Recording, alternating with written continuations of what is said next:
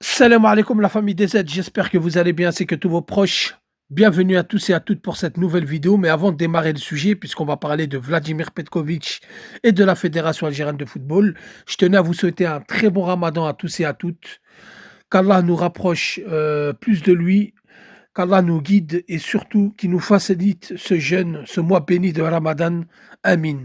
Bon les amis, on va parler de Petkovic et la Fédération algérienne de football, puisque Petkovic s'est vu offrir une prolongation de contrat après la Coupe du Monde 2026. Donc on n'a même pas encore atteint les objectifs, on ne connaît même pas les objectifs de cette Coupe du Monde qui se voit déjà offert une prolongation de contrat. Lui qui était au chômage il y a 2 ans, qui a trouvé un point de chute inouï en prenant l'équipe nationale d'Algérie, en participant à la Coupe d'Afrique des Nations. Il va participer aussi à la prochaine Coupe du Monde 2026, mérité, hein, il a quand même gagné 8 matchs sur 10. La Coupe d'Afrique, c'est pareil, il a fait quand même plus ou moins un bon parcours. Il a fait des éliminatoires où, au bout de la quatrième journée, il était déjà qualifié. On connaît la valeur de Petkovic, la discipline de Petkovic, le calme, le sang-froid de Petkovic, mais beaucoup connaissent les choix de Petkovic en équipe d'Algérie, c'est peut-être ça qui pose problème. Alors moi, les amis, je n'ai absolument rien contre Vladimir Petkovic et vous savez que je suis pas dans le parce que j'aimais Belmadi, alors automatiquement je vais détester Petkovic, ou alors je détestais Belmadi, automatiquement je vais aimer Petkovic. Ça, c'est des choses de gamin, de footix. Ça, c'est des trucs on va dire, de cas sociaux, excusez-moi du terme, hein. Excusez-moi pour ceux qui sont dedans de parler ainsi, mais pour moi, c'est une réalité. Moi, je suis tout simplement un supporter de l'équipe nationale d'Algérie qui a constaté des points forts et des points faibles chez Petkovic. Maintenant, ce qui me pose problème, moi, c'est le côté ambitieux et c'est là qu'on va parler des points forts et des points faibles. Donc malgré des bons résultats de Vladimir Petkovic, puisque dans les pros, dans les anti, il va falloir aussi se dire une chose, c'est que Petkovic a fait une bonne CAN, où on est quand même arrivé en quart de finale, on ne se fait pas éliminer par les peintres du coin. On se fait quand même éliminer par un Nigeria qui était surmotivé, qui nous a pris dans notre propre piège, puisque Eric Schell, il n'y a pas longtemps, il a quand même sorti des déclarations fortes. Lorsqu'il a vu que Bounedjah, il n'était pas dans le 11 de départ, il a demandé à ses joueurs de mettre plus d'impact et d'intensité, puisqu'il sait que ce joueur-là est très important dans ce domaine-là. Euh, on a vu qu'on a quand même été lésé par l'arbitrage. Je l'ai dénoncé en faveur de Belmadi. Je le ferai toujours avec Petkovic et avec un autre coach. Quand il faut parler hack, il faut parler hack. La vérité, dans ce match-là, Petkovic n'a pas non plus été aidé par tout ce qui est coulisses du match.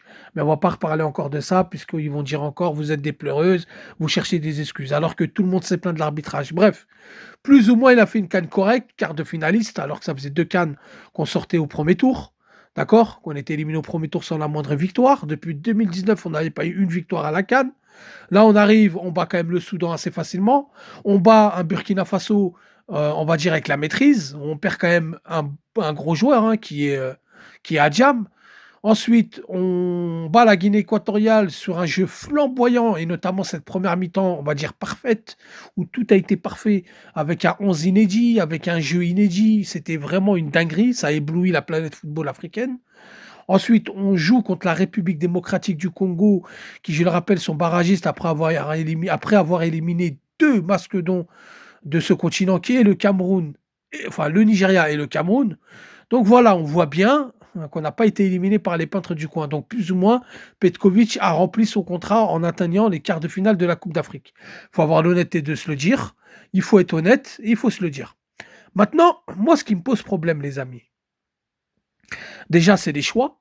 Alors beaucoup vont dire oui, mais les résultats parlent pour lui. Ok, il n'y a pas de souci. Moi, ce que je reproche à Petkovic et la Fédération algérienne de football, là où ça me pose énormément de problèmes, c'est le côté ambitieux. Pour moi, Petkovic est un bon entraîneur pour garder une stabilité. Ça, je n'ai aucun doute. C'est-à-dire que c'est quelqu'un qui va te qualifier tous les 2 ans à la CAN. Bon, bientôt 4, hein, puisque la CAN est passée tous les 4 ans. C'est quelqu'un qui va te faire des bons résultats à la future Ligue des Nations, c'est à la lieu, on verra.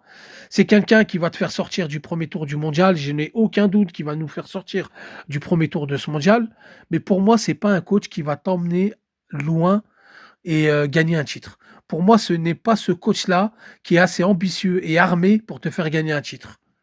Et c'est là que je reproche à la Fédération algérienne de football de ne pas être ambitieuse, puisque je pense que la fédération le sait. Je pense que la fédération n'attend pas, un titre avec Petkovic, mais ce qu'elle veut, la fédération algérienne de football, c'est de rester sur une stabilité permanente, c'est-à-dire participer à toutes les compétitions sans forcément les gagner et c'est là que moi ça me va pas et c'est là que ça me plaît pas puisque non, nous on est un pays, on veut gagner, on veut des titres, on a soif. Surtout la Coupe d'Afrique des Nations qui est atteignable pour toutes les nations. Si on a vu des pays comme la Zambie la remporter, des pays comme la Guinée équatoriale atteindre déjà les demi-finales, on peut gagner cette Coupe d'Afrique des Nations au moins tous les 10 ans. On n'en demande pas beaucoup, au moins tous les 10 ans de rêver, de vibrer auprès de notre équipe nationale d'Algérie en remportant une Coupe d'Afrique. Coupe du Monde, c'est encore plus compliqué, c'est encore plus dur. Beaucoup pensent que passer à 48 équipes, ça va être plus facile. Non, ça va être encore plus dur. Mais la Coupe d'Afrique des Nations, on peut la gagner tous les 10 ans. Et je pense qu'avec Vladimir Petkovic, pour moi, c'est pas un coach qui a l'ambition de la gagner. Alors, bien sûr que moi, en tant que supporter, avant celle qui va démarrer en Kenya, en Tanzanie, en Ouganda, bien sûr que je vais nous voir gagner, arracher le sol, aller au bout. Mais la réalité, peut-être que sur le terrain, sera tout autre. 2025, on a eu beaucoup d'espoir. On s'est fait éliminer en quart de finale. Alors, on peut dire beaucoup de choses sur ce match. Mais si on parle techniquement et si on parle tactiquement, on s'est fait manger. Parce que ce coach-là n'est pas taillé pour t'emmener au bout mentalement, psychologiquement, etc., etc. Donc les amis, pour moi, la prolongation de Petkovic serait une erreur. Pas parce que le coach il est nul ou que je l'aime pas, pour des raisons ambitieuses.